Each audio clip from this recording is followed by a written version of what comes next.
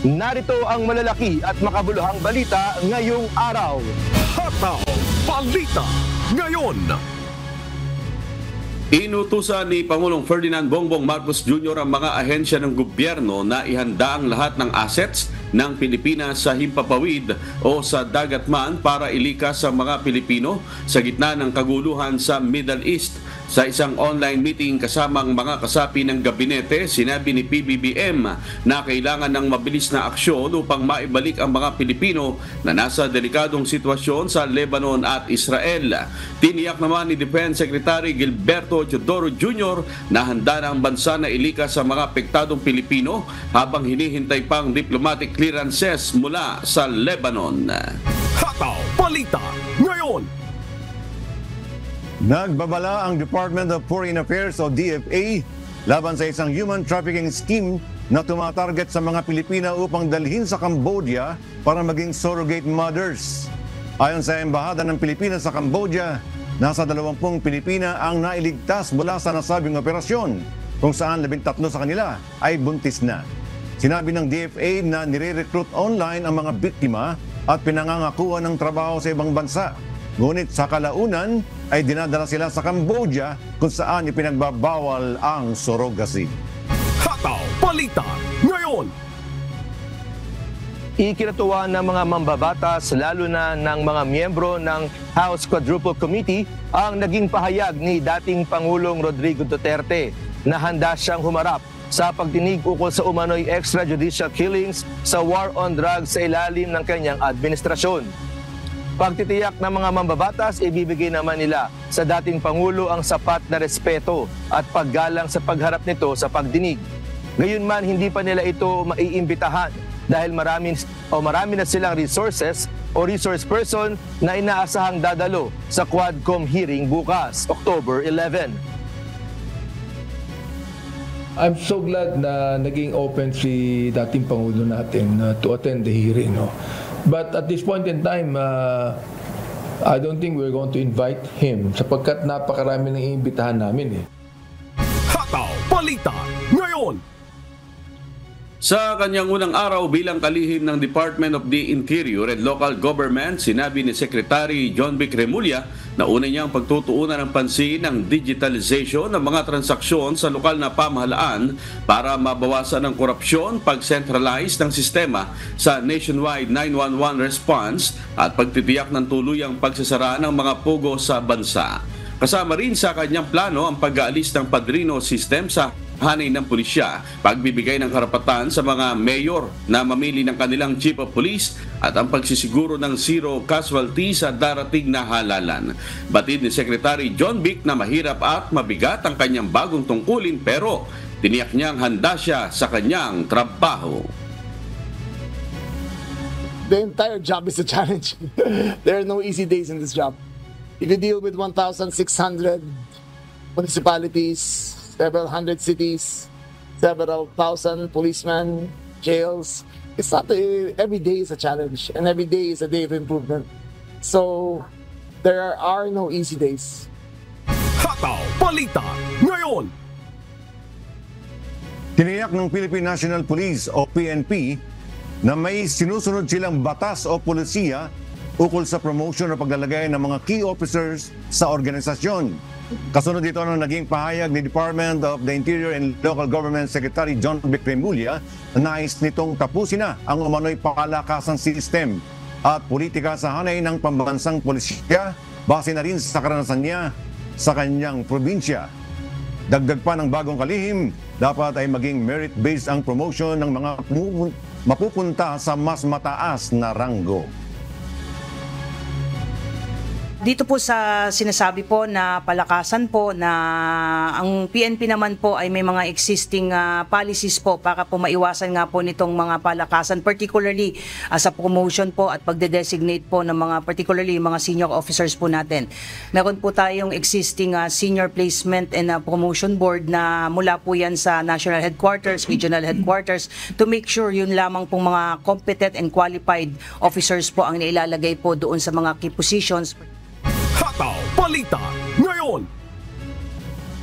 Malinaw na para sa Bureau of Immigration na hindi totoong sumakay ng bangka sila Alice Go at mga kasamahan nito sa paglabas ng Pilipinas. Batay sa ginawang investigasyon ng BI, lumabas ng bansa sila Go gamit ang isang private plane at lumapag sa Kuala Lumpur International Airport. Dahil dito, maaari aniya nga hindi lang isa o dalawang tao ang tumulong sa mga ito dahil hindi basta-basta makakakuha ng pribadong eroplano palabas ng bansa.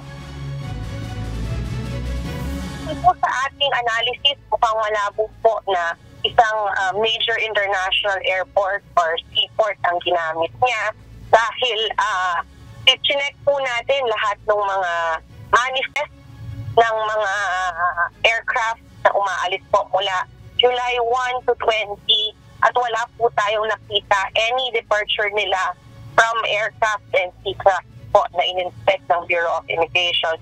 So what we believe po ay maaaring gumamit po ito ng private aircraft sa isang pribadong airstrip upang makaalis po ng bansa illegally. Hataw Balita ngayon. Hihilingin ng Commission on Elections o COMELEC na ilipat sa Maynila ang venue ng pagdinig sa kasong material misrepresentation na isinampa ng ahensya laban kay dismissed Mayor Alice Go. Kaugnay ito sa pagsisinungaling umano ng dating alkalde sa kanyang Certificate of Candidacy o COC ng tumakbong mayor ng Bamban noong 2022 elections. Sa Tarlac, unang naihain ang kaso pero ayon kay COMELEC Chair George Erwin Garcia, para matiyak ang patas at walang bias na pagdinig dito ay hihilingin nilang gawin sa Maynila ang paglilitis ng kaso. Kung sakasakali, pinag-iisipan na rin namin kasama ang Law Department ang pagpa-file ng motion later kung dapat ipalipat yung venue ng trial kung sakaling mag-proceed na tayo sa trial. Anong remedyo niya? Hindi po para sa akin pamanggaling yon, nasa kanyang mga abogado na kung ano ang kanilang naiisip na paraan para po dyan. Hataw Balita ngayon. Nakagugulo lang ang pahayag na ibinibigay ni Jennifer Francisco o Mary Ann Maslog tungkol kay dismissed Mayor Alice Go ayon kay Presidential Anti-Organized Crime Commission o PAOK spokesperson Dr. Winston Casio. Gayunman, hindi nila isinasantabi ang posibilidad na maaaring may alam ang mga ito tungkol sa mga nasa likod ng illegal na Philippine Offshore Gaming Operator o POGO operation sa bansa. Pero sa ngayon, masyado pang maaga para masabing nakatutulong siya sa investigasyon. Too early to tell Too early to tell. Baka mamaya meron nga naman talaga siyang masasabi. Pero it will really depend on how good an investigator or interviewer you are to ferry out the truth, if any. Ngayon nakakagulo pa lamang siya sa investigasyon. Hataw Balita ngayon. Pinatawan ng 6 na buwang suspensyon ng Office of the Ombudsman si Mayor Jaime Capil ng Porac, Pampanga kasama si Vice Mayor Francis Tamayo at siyam na iba pang opisyal dahil sa kapabayaan umano kaugnay ng illegal na operasyon ng Philippine Offshore Gaming Operator o POGO na Lucky South 99. Ayon sa Department of the Interior and Local Government o DILG, hindi umano nasuri ng alkalde ang mga dokumento ng negosyo at hindi kumilos laban sa mga krimeng nangyayari sa loob ng pasilidad ng POGO. Pinuri naman ni Senator Sherwin Gatchalian ang hakbang na ito ng Ombudsman at sinabing sana ay maging babala ito sa mga iba pang local officials na kinukonsinti ang ilegal na aktibidad ng POGO sa kabila ng babala ng Pangulo. Hataw Balita ngayon. Patuloy pang inaalam ng Presidential Anti-Organized Crime Commission o PAOK ang ugnayan ng ni-raid na Philippine Offshore Gaming Operator o POGO Hub sa Pasay City kamakailan sa Lucky South 99 sa Porac, Pampanga. Ito'y matapos matukoy ng isa sa kanilang nahuli sa Pasay ay mula rin sa Lucky South 99. Bukod dyan, inaalam pa rin ng PAOK ang aligasyong may politiko na sangkot sa POGO sa nasabing lungsod. Siguro malaman natin once na nakuha natin yung mga dokumento. Pero siyempre sa ngayon talagang focus lang muna kami dito sa mga nahuli namin ng mga foreign nationals. Hataw Balita ngayon. Nakahandang maghain ng legal na aksyon ang Workers and Peasants Party o WPP sa sinumang responsable sa pagbibigay ng hindi otorisadong Certificate of Nomination and Acceptance kay KOJC leader Apollo Kibuloy bilang kanilang kandidato sa Senado sa 2025 elections. Pagtitiyak ng labor leader ng grupo na si Sunny Matula, walang sinumang opisyal ng partido ang lumagda o nagbigay ng sertifikasyon para kay Kibuloy. Binigyan din ng grupo na hindi nila maaaring suportahan si Kibuloy na kasalukuyang nahaharap sa mga seryosong kaso tulad ng trafficking, money laundering at sexual abuse. Pinaplano ng partido na kansilahin ang nasabing sertipiko at ituloy ang kaukulang legal na hakbang laban sa nasa likod nito. Hataw Balita ngayon. Aminado ang PNP Criminal Investigation and Detection Group o CIDG na nahihirapan silang matuntun si dating presidential spokesperson Harry Roque na may contempt at detention order kaugnay ng Philippine Offshore Gaming Operator o POGO investigations. Ayon sa nagpagsalita ng PNP CIDG, tila lagi nakakaiwas si Roque tuwing malapit na siyang dakpin. Gayunman mayroon nang umano silang malakas na lead kung nasaan siya at posibleng aniya itong lumipat mula roon patungo sa ibang lugar. Bagamat walang hold departure order, ay inilagay na si Atty. Roque sa watch list ng Bureau of Immigration.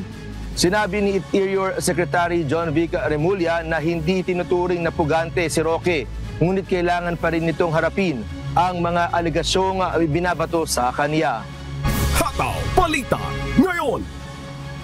Ibinasura ng Sandigan Bayan ang 276 million peso ill-gotten wealth case laban kina yumaong Pangulong Ferdinand Marcos Sr., dating unang ginang Imelda Marcos at kanilang kaalyado na si Roman Cruz Jr. dahil sa sobrang pagkaantala ng kaso. Ayon sa korte, nalabag ang karapatan ng mga Marcos sa mabilis na paglilitis.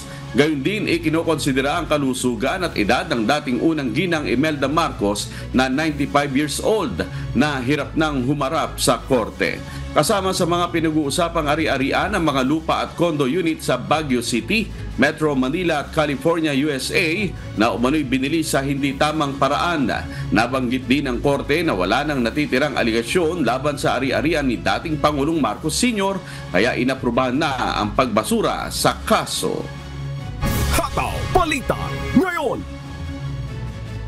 Hoy, good news po ito sa ating mga kasambahay. May nakaambang bawas singil sa kuryente ngayong buwan ng Oktubre, ang Meralco. Ayon sa power distributor, bumaba ang presyo sa wholesale electricity spot market o WISM dahil sa mababang demand dulot ng paglamig ng panahon noong Setyembre. Natapos na rin ang inuutay-utay na bayad sa biniling kuryente sa WISM noong tag-init.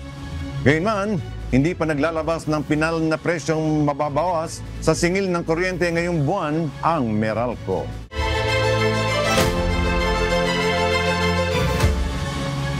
Sa pagharap ni Pangulong Ferdinand Marcos Jr. sa mga lider ng Association of Southeast Asian Nations o ASEAN, binigyan din ito ang kahalagahan pagsunod sa Rule of Law at United Nations Convention on the Law of the Sea o UNCLOS para mapanatili ang kapayapaan sa rehiyon.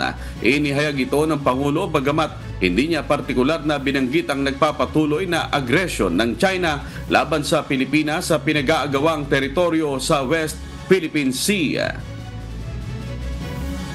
No, I didn't specify the details, but it is that's the general principle of the adherence to the rule of law and the UNCLOS. And just as a general thing, we'll have a chance to get into more detail maybe in the next couple of days. Kasama rin sa mga napag-usapan sa iba pang pagpupulong sa ASEAN Summit ang tungkol sa digital economy, climate change at ang pagpapalakas ng ekonomiya ng mga bansa kung saan muling nag-imbita ang Pangulo ng mga mamumuhunan sa Pilipinas. Hataw Balita ngayon. Kinumpirma ng Presidential Anti-Organized Crime Commission o PAOK na wala silang natatanggap na ulat na may illegal na aktibidad o anumang pang-aabusong ginagawa ang Philippine Offshore Gaming Operator o POGO Hub sa Island Cove sa Cavite. Gayunman, ayon kay Department of Interior and Local Government o DILG Secretary John Vic Remulla, nakausap niya ang may-ari ng nasabing lugar at sinabi na isasarado na at ititigil ang operasyon ng Pogo sa December 15. Ang Island Cove ay dating pagmamay-ari ng pamilya Remulla pero naibenta na ito ngayon sa isang Filipino-Chinese businessman. Kausap ko na sila that because it's in my home province and the property used to be owned by my family. They will close down December 15 for good. Hataw Balita ngayon. Uumpisahan na ng Commission on Elections o COMELEC ang pagsala sa mga isinumiting dokumento ng nasa 43,033 na individual at grupo na naghain ng kandidatura para sa 2025 midterm elections.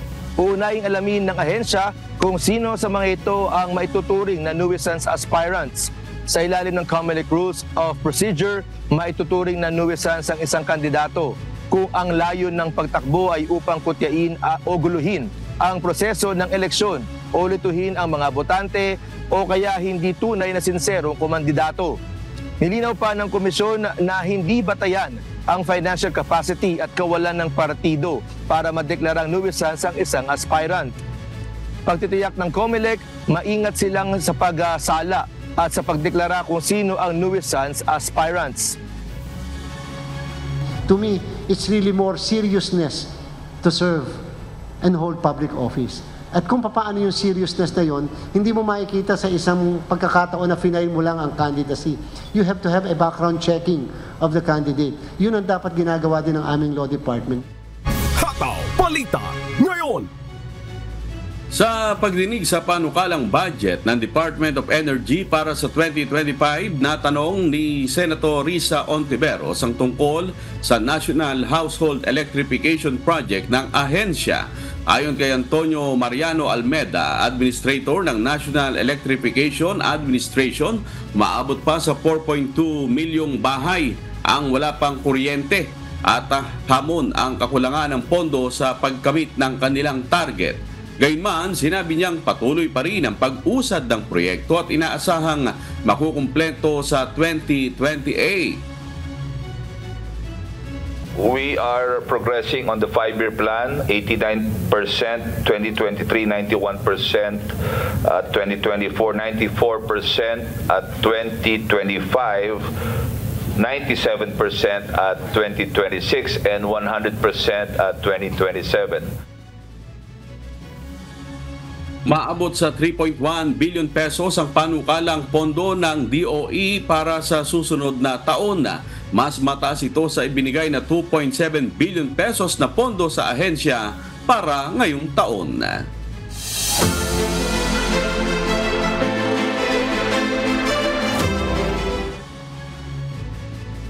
Muling nakapagtala kahapon ang Philippine Institute in Volcanology and Seismology o PBOX ng mataas na level o antas ng sulfur dioxide sa Bulkang Taal. Bunsod nito, patuloy ang sinasagawang pagbabantay doon ng ahensya at ng lokal na pamahalaan. Si Ari Silvestre humahataw. Hataw Balita ngayon. Muling nakapagtala ang Philippine Institute of Volcanology and Seismology o PBOX ng mataas na level o antas ng sulfur dioxide na ibinubuga ng Taal Volcano kahapon, October 9. Sa inilabas na datos ng ahensya nitong Miyerkules, umabot sa 1,267 tons ang volume na inilabas ng bulkan kada araw. Ayon sa PBOX, nakikita nila sa visual monitors ang patuloy na pagtaas ng upwelling ng volcanic fluid sa main crater ng Bulkang Taal. Wala namang namamataan sa main crater at iba pang bahagi nito na volcanic smog o VOG, habang umabot naman sa dalawa na volcanic earthquake ang naitala.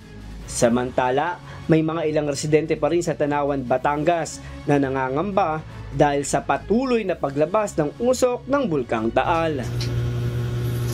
Ito na naman, nausok ang bulkan araw-araw. Siyempre natatakot kami dahil nangyari na noong 2020 ang pagsabog ng bulkan.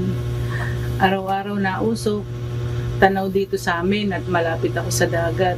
Patuloy naman ang paalala ng PBOX sa mga residente Kung lalabas ng bahay ay panatilihin ang pagsuot ng mask upang hindi malanghap ang sulfur dioxide sa mga lugar na apektado nito. At pinag-iingat din ng ahensya kung sakaling may smog at biglang pag-ulan. Dapat ready na tayo, ready na yung mga masks natin, especially mag-double mask or mag-N95 mask kung magkakaroon man ng paglabo sa paligid due to volcanic smog. Huwag na po muna tayong lumabas kung merong volcanic smog sa paligid ng ating tinitirahan. Also, kung kailangan man pong lumabas, ay mag-mask up na po. Kung sakali pong nasa labas tayo, may volcanic smog at biglang uulan, ay huwag pong i-rub yung tubig na madadampi sa ating balat or sa mata dahil ito po ay form of acid na. Payo ng otoridad, uminom ng maraming tubig kapag nakakaramdam ng pangangati ng lalamunan. Inabisuhan na rin ang mga local government unit na malapit sa Taal Lake na maging alerto. Naglabas naman ng babala ang Philippine Information Agency Calabarzon na maging mapanuri sa pagbabahagi ng impormasyon tungkol sa sitwasyon ng Bulkang Taal. Mainam na tiyakin na makuha ang dato sa opisyal na anunsyo mula sa PBOX. Sa ngayon, nananatili pa rin sa Alert Level 1 ang Taal Volcano at mahigpit na ipinagbabawal ang pagpasok sa buong Taal Volcano Island. Aris Silvestre, humahataw sa balita ngayon. Hataw Balita Ngayon. Patuloy ang tulong na ipinagkakaloob para sa mga residente na naapektuhan ng pananalasa ng Bagyong Julian sa Batanes. Si Grace Doctolero, humahataw. Hataw Balita Ngayon. Sinimulan na ng Department of Social Welfare and Development o DSWD ang pamamahagi ng ayuda para sa lahat ng household sa bayan ng Basco, Batanes. Personal na bumisita sa naturang bayan si DSWD Regional Director Lucia Soyo Alan upang maihatid ang 73.5 milyong piso na ipamamahagi sa 7,350 na apektadong pamilya sa buong bayan ng Basco. Wala 50% because hindi pa naman ang relief goods na hindi parating, so we're just trying to find out kung halos malapit na siguro sa 50% pero marami pa kaming kailangan para at least po. Makatatanggap ang bawat pamilya ng 10,000 na ayuda na ibinabang utos ng Pangulong Ferdinand Marcos Jr. nang bumisita ito kamakailan sa probinsya. Bukod sa natanggap na ayuda kahapon October 9, ang mga natukoy na may partially damaged houses ay makatatanggap pa ng 10,000 na ayuda habang ang mga totally damaged house ay magkakaroon naman ng 30,000 piso. Ngayong araw ng Huwebes, October 10, sabay-sabay namang isasagawa ang validation at payout ng kaparehong ayuda sa mga bayan ng Mahataw, Ivana at Oyogan. Kabi-kabilaan ang mga ayudang natatanggap ng probinsya mula sa pamahalang nasyonal maging mula sa mga pribadong sektor o grupo. Yes po, yung iba nabigyan na, so tuloy-tuloy natin, hindi sa iba. So, although we can give at least kahit po simple para makamaayos sa bahay nila. And po, meron kami from our stock sa office, yero at saka kahoy. Yun, unti-unti na re-restaurant, bigat the same time, medyo marating din po from sa Manila at hinahatid po ng mga C-130 mga aircraft para at least Ilan sa mga natanggap ng probinsya ang mga pangunahing pangangailangan gaya ng pagkain at tubig. Samantala, tulong-tulong naman ang mga uniform personnel at mga empleyado ng lokal na pamahalaan sa paghahakot ng mga ito upang dalhin sa PDRRMO warehouse. Siguro around mga 50% lang ang nare-restore. Pero hindi pa parang ng Batanes ang pang kuryente. Pero ang itbayat pa lang po ang 100% na bumalik na ang kuryente sa kanila. Dito sa ng island ay wala pa kunti pa lang ang nabibigyan ng kuryente. Lubos naman ang pasasalamat ng mga Ivatan sa may pinaabot na mga tulong upang tuluyang makabangon sa epekto ng nagdaang Bagyong Julian. Grace Doctolero, humahataw sa Balita Ngayon. Hataw Balita Ngayon. Inihayag ng Commission on Elections sa Bataan na may mga ilang kandidato sa probinsya na wala nang makakalaban pagdating ng 2025 midterm elections. Samantala, sa kabila ng ilang aberyang naranasan sa huling araw ng COC filing, may tuturing umanong generally peaceful ang pagtatapos nito. Si Mel Aquino, humahatawa. Hataw Balita ngayon. Generally peaceful. Ganito inilarawan ni Hermosa Election Officer Cristeto Manuel ang pagsasara ng Certificate of Candidacy o COC filing dito sa probinsya ng Bataan. Medyo madami ang nag-file ng last day. Parang naghintayan sila umabot yung last day. Pero generally peaceful naman dito sa Bataan. Ito'y sa kabila ng aberyang naranasan ng ilang kandidato sa paghahain ng kanilang kandidatura. Nag-verify lang po sa binabasa po yung pangalan, yung edad. So, bine-verify lang po yung mga pangalan. Bine-verify lang po yung address. Hindi maayos na stamp sa notaryo ng mga dokumento ni Attorney Tony Boy Roman ang naging dahilan naman upang magkaroon ng alinlangan ng COMELEC na tanggapin ang kanyang COC. Kasi yung tatak ng notary ni Bocal Roman, hindi malabo yung date dun sa dulo. Technically kasi, kung titingnan natin yung power nung nagnotaryado, dapat existing pa yung license niya. Na kompleto naman po dahil na-contact namin yung abogado na nag-notarize at napakita naman po niya yung original documents. Samantala, tiniyak ng Commission on Elections sa probinsya ng Bataan na wala ng ibang makakalaban ang mga kandidato sa pagiging representante sa 1st and 2nd District ng probinsya. Yung ating mga representative sa 1st District, pinalitan ni Bocal Tony Roman yung kanyang ate at sure na siya dahil walang lumaban sa kanya. Sa 2nd District, babalik si Kong Abet Garcia, wala rin siyang kalaban kaya sure na rin yun. Ayon sa alituntunin ng COMELEC, kahit walang makakatunggali ang isang kandidato sa posisyon na kanyang tatakbuhan, mangangailangan pa rin ng kahit isang boto bago pa maideklarang panalo ito. Mel Aquino, humahataw sa balita ngayon.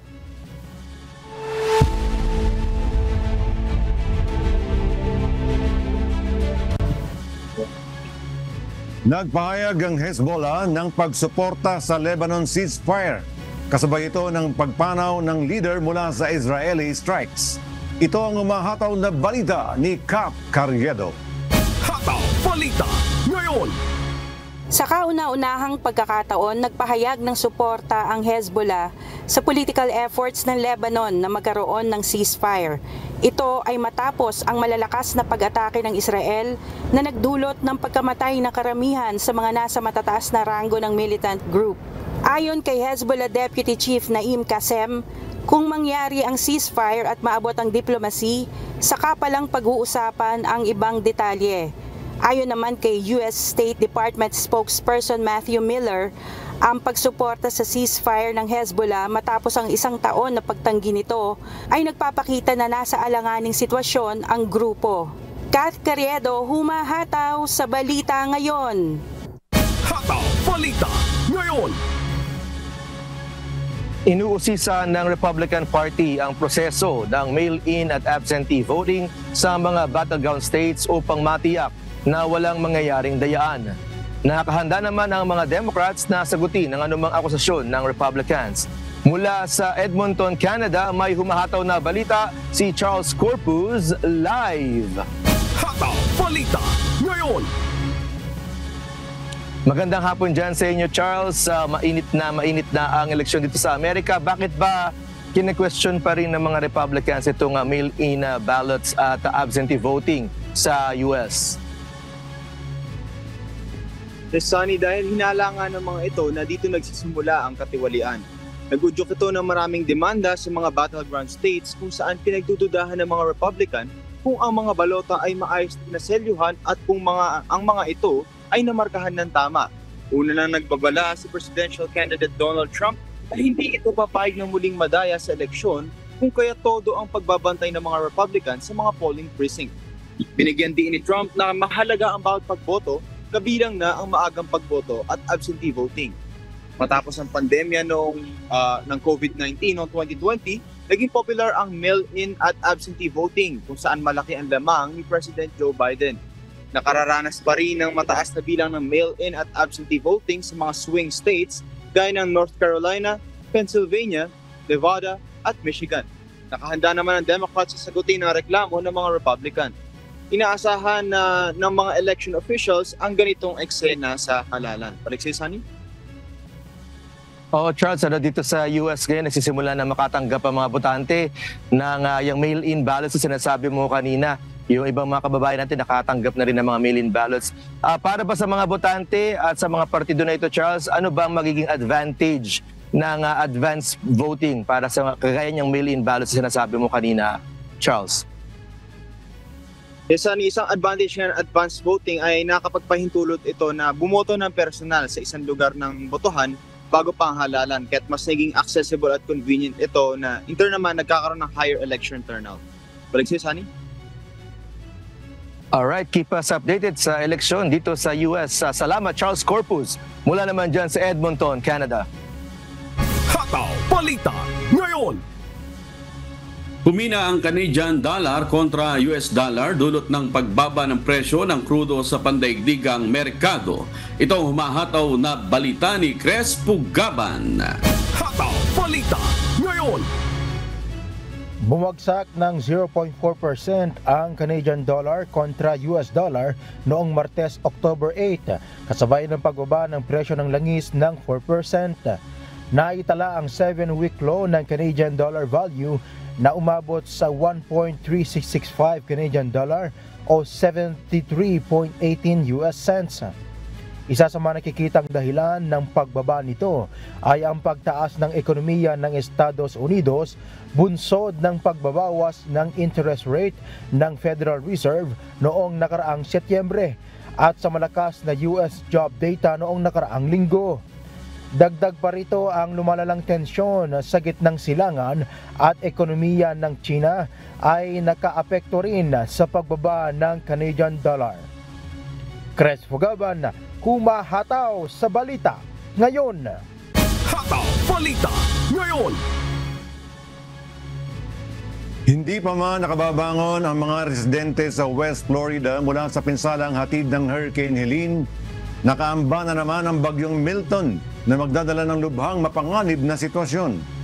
Milyon tao na ang nag-evacuate sa estado 2 linggo matapos ang pananalasa ni Hurricane Helene. Ito ang umahataw na balita ni Ira Angeles. Hataw Balita ngayon. Nagbabala ang National Hurricane Center na may potensyal ang bagyong Milton na maging isa sa pinakamapinsalang bagyo sa kasaysayan ng West Central Florida. Tinatayang magkakaroon ng malakas na pag-ulan mula 6 hanggang 12 pulgada sa gitnang bahagi hanggang hilagang bahagi ng Florida Peninsula sa Huwebes, October 10. Tumugon na sa malawakang mandatory evacuation orders ang mahigit 1 milyong individual sa 16 counties sa Florida. Pinaghahanda rin ang mga komunidad sa mahabang pagkawala ng kuryente.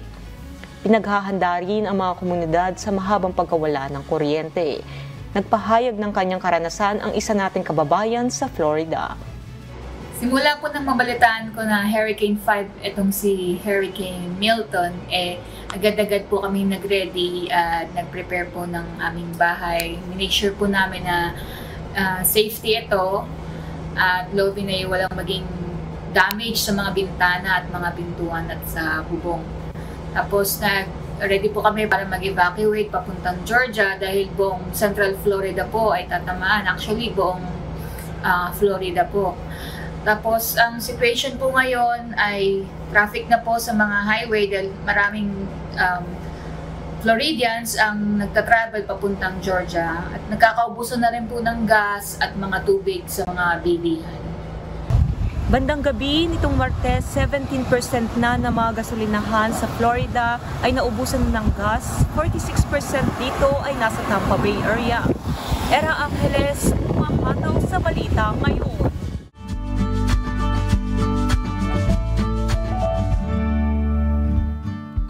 Alamin ang magiging lagay ng panahon sa iba't ibang bahagi ng bansa ngayong araw ng Huwebes. Panoorin po natin ang update mula sa Philippine Weather Bureau Pag-asa. patuloy pa rin po ang pag-ihip ng northeasterly wind flow o yung hangin po galing sa Hilagang Silangan na siya nagdadala ng bahagyang malamig na temperatura doon at meron lamang po mga mahina hanggang kung minsan malalakas na mga pag-ulan. Habang sa natitirang bahagi ng ating bansa, meron pa rin po mga localized thunderstorms na mararanasan. At base naman sa ating latest satellite animation, bukod dito sa mga cloud clusters sa silangan ng ating bansa hanggang dun sa may Pacific Ocean, wala tayong nakikitang panibagong weather disturbance, mapa-low pressure area man or bagyo na papasok ng ating Philippine Area of Responsibility hanggang sa matapos ang weekend.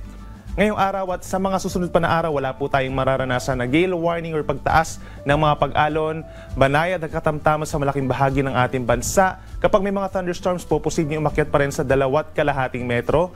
Habang dito sa may northern Luzon, over the weekend, possible yung moderate to rough seas or nasa 1 to 2.5 meters na taas ng mga pag-alon. Sunrise po natin ay 5:47 a.m., sunset 5:39 p.m. At napanood po natin ang update mula kay Pag-asa Weather Specialist Benison Estareja. Tandaan, sa bawat araw na ating nasisilayan, tayo magpasalamat sa Diyos na may lalang.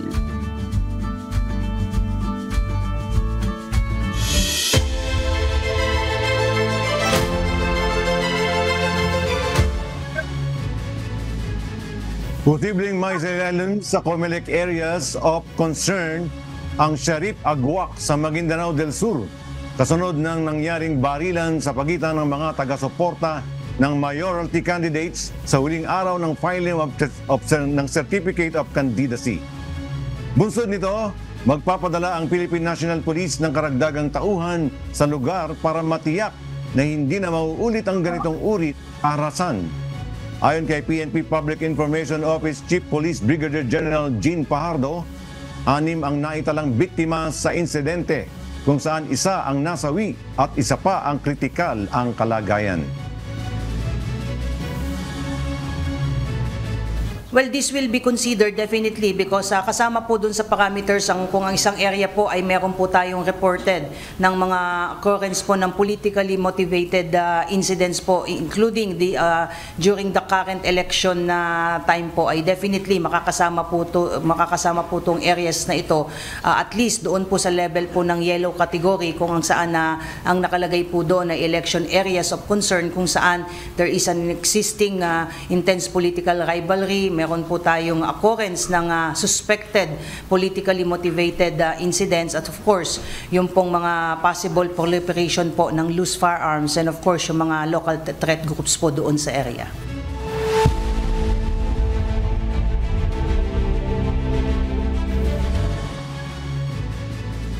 Maaari nang makulong ng habang buhay ang mga banyagang turista na lumalabag sa visa at mga batas ng immigration sa Bali, Indonesia. Sa gitna ng dumaraming insidente na hindi tamang asal at hindi paggalang sa lokal na tradisyon, nagpatubad ang lokal na pamahalaan ng mas mahigpit na parusa upang mapanatili ang kaayusan sa paboritong destinasyon ng mga bakasyonista. Ito ang humahataw na balita ni Joanna Basonia. Hataw Balita ngayon! Posible nang mapatawan ng habang buhay na pagkakakulong ang mga turistang mahuhuling lalabag sa patakaran sa Bali, Indonesia dahil sa mas pinahigpit na regulasyon. Bahagi ang pagpapahaba ng sistensyang pagkakakulong at mas pinalakas na surveillance ng kampanya ng mga opisyal para mapanatili ang kaayusan sa Bali. Maaaring makulong ng habang buhay ang mga banyagang turista na lumalabag sa visa o immigration law sa Bali habang mas pinaiigting ang mga parusa laban sa mga pasaway na bisita. Bunsod ito ng pagdami ng mga insidente ng hindi magandang asal ng mga turista tulad ng di angkop na pagpapakita ng katawan at hindi paggalang sa lokal na tradisyon. Kaya't inilunsad ng pamahalaang lokal ang isang kampanya para supilin ang mga lumalabag sa batas. Ayon kay Silmi Karim, Immigration Director General ng bansa, ang mga paglabag na dati may kaparusahan lamang ng mula 6 na buwan hanggang 1 taon ay itinaas sa 20 taon. Dagdag pa ni Silmi, para sa mga dayuhang gumagawa ng mas mabibigat na krimen, maaaring ipataw ang habang buhay na pagkakakulong. Magkakaroon din ng dagdag ng mga immigration checkpoint sa Bali upang palakasin ang seguridad at magbigay ng ligtas na kapaligiran para sa mga tao sa Indonesia. Bukod dito, pararamihin din ang bilang ng patrol vehicles para mapanatili ang kaayusan. Dagdag pa ni Silmi, layunin nila na gawing komportabling destinasyon ng bansa para sa mga turistang sumusunod sa batas. Pinalalakas din ang pakikipag-ugnayan ng Indonesia sa ibang bansa para masigurado na ang mga dumarating na turista ay mas responsable. Noong unang 8 buwan ng taon, 177 foreigners ang napaalis mula sa Bali dahil sa mga paglabag, habang 174 ang pansamantalang na-detain. Karamihan sa kanila ay mula sa Russia, Nigeria, China at Australia na nahuling lumabag sa kanilang visa. Noong Hunyo, naglabas ng advisory ang Bali na hinihikayat ang mga turista na magdamit ng naaayon, igalang ang mga banal na lugar at iwasan ang iligal na negosyo. Joanna Bisonia, humahataw sa balita ngayon. Hataw Balita ngayon. Tumaas ang presyo ng langis ng mahigit 3% kung saan lumampas ang Brent crude sa $80 o 4,500 pesos kada bariles dahil sa lumalalang hidwaan sa gitnang silangan at alalahanin ng mga investor sa supply disruptions. Ito humahataw na balita ni Noni Ramos. Hataw Balita ngayon. Tumaas sa unang pagkakataon mula noong Agosto ang Brent crude futures ng $2.88 o 3.7% at umabot sa $80.93 kada bariles, habang ang West Texas Intermediate WTI futures ay tumaas ng $2.76 o 3.7% sa $77.14 kada bariles. Babala ng mga analysts na kung tatargetin ng Israel ang mga pasilidad ng langis ng Iran, maaaring tumaas ang presyo mula $3 hanggang $5 o mula 170 pesos hanggang 284 pesos kada bariles. Sa kabila ng kasalukuyang pagtaas, maaaring bumaba ang presyo ng langis sa $7 kada bariles o halos 400 pesos kung magde-de-escalate ang sitwasyon. Babalik sa pagtaas ng produksyon ng OPEC at mga kaalyado nito, kabilang ang Russia mula sa Disyembre. Gayunpaman, kailangang umabot ang presyo ng Brent crude sa halos $90 o higit pa bago magtaas ng supply ang OPEC+. Noni Ramos, humahataw sa balita ngayon. Hataw Balita ngayon. Dumarami ang mga eksperto at mga grupo na tumututol sa panukalang pagbabawal sa paggamit ng social media para sa mga kabataan sa Australia. Gayunman, ilang politiko nanindigan na ituloy ang nasabing social media ban. Ito ang umahataw na balita ni Early Briones. Hataw Balita ngayon. Inihayag ni Andrew Barr, Chief Minister ng Australian Capital Territory, na hindi makatwiran na pagbawalan ng mga kabataang kasalukuyang gumagamit na ng social media, lalo na ang mga edad 14 at muli silang paggamitin nito pagkatapos ng 1 o 2 taon. Hindi pa masabi ni Barr kung anong edad dapat pagbawalan ang mga kabataan, ngunit iminungkahi nito na maaaring ilipat sa mga teen suitable account, tulad ng ginagawa ng Instagram, ang mga kabataang kasalukuyan ng gumagamit ng social media.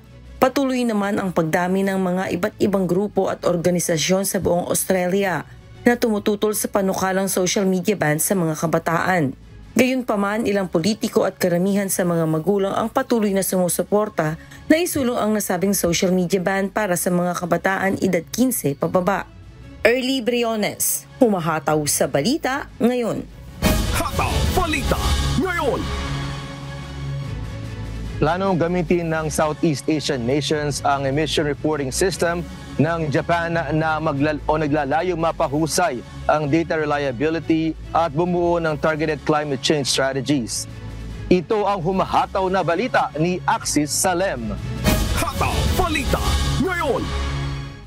Nakatakdang gamitin ng Southeast Asia at iba pang rehiyon bilang pamantayan ang Japanese system ng pagkalkula at pag-ulat ng greenhouse gas emissions. Ang pamantayan ay nakabatay sa Japan's Act on Promotion of Global Warming Countermeasures, kung saan kailangan ng mga kumpanya na kalkulahin at iulat ang kanilang greenhouse gas emissions sa pamahalaan. Ang batas ay naaangkop sa mga kumpanyang nakakatugon sa mga partikular na kondisyon tulad ng pagkakaroon ng taunang pagkonsumo ng 1,500 kiloliters o higit pa sa isang crude oil equivalent basis. Nagsasagawa na ang Ministry of Environment ng Japan ng mga training programs sa mga bansang tulad ng Indonesia, Thailand, Pilipinas at Vietnam upang ipakilala ang Japanese system.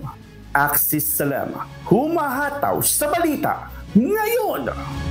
Hataw Balita Ngayon! Patuloy po namin ngayong inaanyayahan sa isinasagawang mass indoctrination ng MCGI. Day 4 na po tayo, mamayang alas 7 ng gabi Philippine Time sa official MCGI social media accounts. Kabilang ang MCGI channel, ang official YouTube channel ng Members Church of God International. Patuloy rin po namin kayong inaanyayahan na makiisa sa Global Prayer for Humanity tuwing Lunes hanggang Biyernes, alas 9:30 ng gabi. Ito po ay naka-stream ng live sa lahat ng MCGI social media accounts. Ang Global Prayer for Humanity ay bukas po sa lahat, anuman ang inyong relihiyon o lahi. Mga kasangbahay, kung may mga istorya po kayong nais balikan sa Hataw Balita Ngayon, pwede niyo po itong muling mapanood sa aming mga official social media account. Magtungo lamang po sa UNTV News and Rescue YouTube channel at i-click ang subscribe button. Gayon din sa aming Facebook at TikTok accounts. Mapapanood nyo rin po rito ang iba pang news programs ng UNTV, pati na ang iba pang video ng nag-iisang public service channel. Kaya tara na, subscribe, like, and share. At sa aming ibabahaging mga salita ng Diyos na ating sandigan, mula sa ikalawang Tesalonica, Kapitulo 2, talatang 17. Aliwin nawa ang inyong puso at patibayin kayo sa bawat mabuting gawa at salita.